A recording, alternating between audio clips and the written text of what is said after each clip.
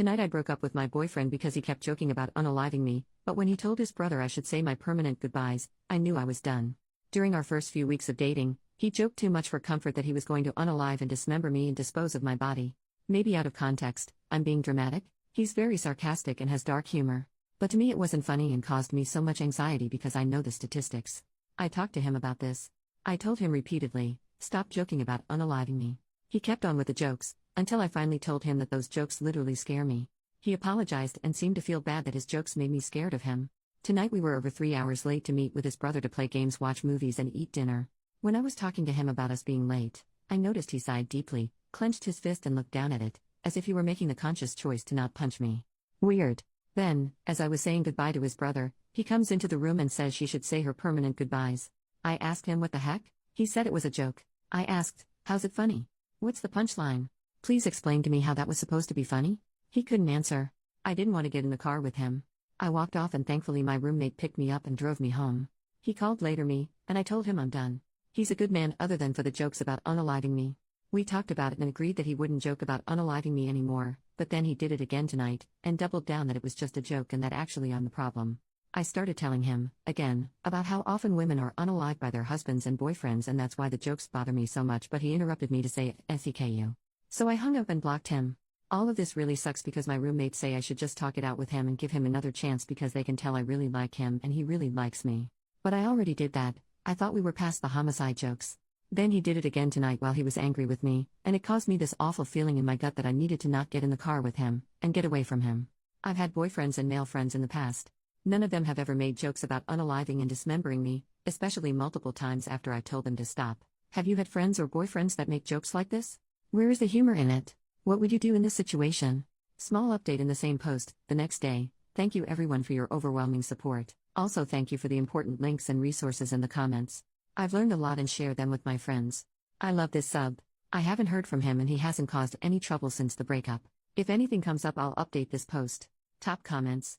Commenter number 1. When I was a teenager I would go driving around country roads and around our smallish town with male buddies from school. I'm a woman, and one night my really good friend thought it was a good idea to make a joke about chopping me up with an axe. I got really terrified because it was just an overwhelming and scary thing to hear and I started to cry. The immediate regret was obvious in my friend's eyes and he genuinely looked mortified for having scared me so bad. He started apologizing and saying it was such a stupid joke and reassured me.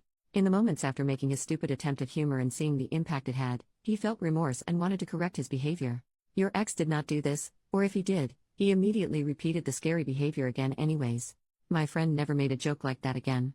Men who actually care about us will respond empathetically to our fear response and will want to do whatever it takes to ensure we feel safe around them.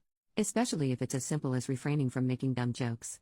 I hope you never have to see this creep again and good for you for sticking up for yourself. Commenter number 2, just remember, there's a lot of unalived women that once said he'd never do that to me. Update, 11 months later. I hope I'm not breaking any subreddit rules by posting an update, but I thought this sub would like this update from all the feedback my original post received and all the messages I read requesting an update. My original post was almost a year ago. Thankfully I have moved across state since then and have not seen him since. The last time I spoke to him, over the phone, I made it very clear several times. Me, you promised you'd stop making jokes about unaliving me, but then you did it again. Me, you realize the greatest threat for women is being unalived by their boyfriends and husbands? They are most likely to be unalived by men they know. All he had to say? Hey OP? FCKU. So I hung up. I ghosted him after that, blocked him on everything and alerted my employer if he showed up that he was a threat. However, he sent me an email in an attempt to. I don't know? I'll leave you to draw conclusions because I really can't make sense of it, but it is pretty long. The email he sent me. Dear OP, spelled with numbers, he got my name wrong multiple times and it became a joke, which is what he refers to here. I don't really know how to go about saying that I am empathetic, as I'm a me-pathetic mess. But I do feel, I can understand, and I have recognized. My actions have consequences. Clearly. I thought I was being reasonable. I gave you time and space. I wasn't sure how long I needed to wait, or if I should just do nothing, but I didn't know you had even blocked me, until today, as I had not called, and only texted that first day, expecting nothing back, yet now I understand. I should have known. I tried to call you tonight though, despite my better judgment. That's when it hit me hard. It's been almost 2 weeks.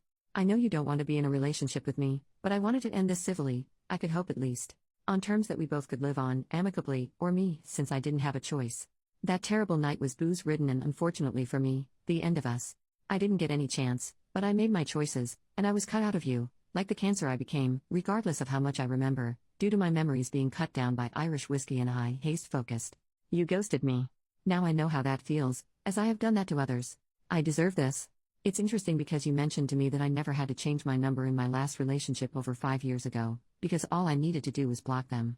Damn, history not only repeats itself, but can be effing ironic. I lost one of my best friends. I lost you. I have been hurting OP. This hurt even more when I realized you don't even want to communicate with me. I would ask why?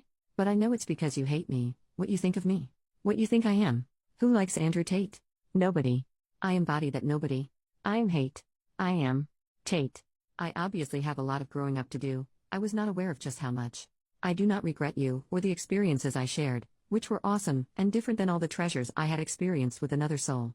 We had so much in common, and yet, the few things we didn't shaped itself into a shadow that blocked our light, your light. I regret not realizing that perhaps, I was just not ready. You are so beautiful and awesome OP, and I hate hurting you in any way, especially since you deserve so much love, and instead I gave you fear.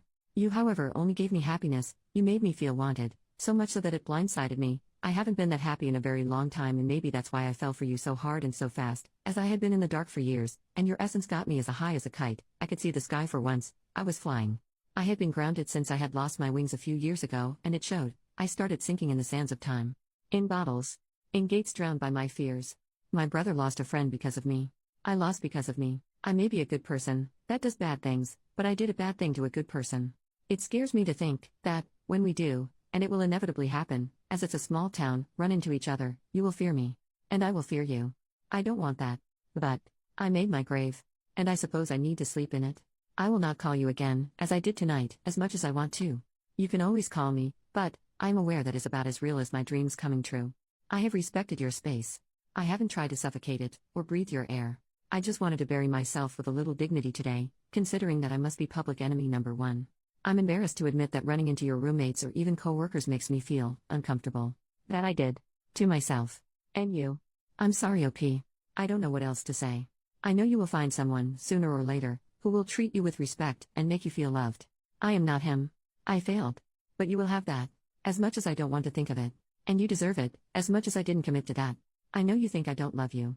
You can ghost me, you cannot respond. I don't think you will anyways. Maybe you won't even read this, which is okay. I needed to say my piece, to rest at sea. But you can't take away how I felt.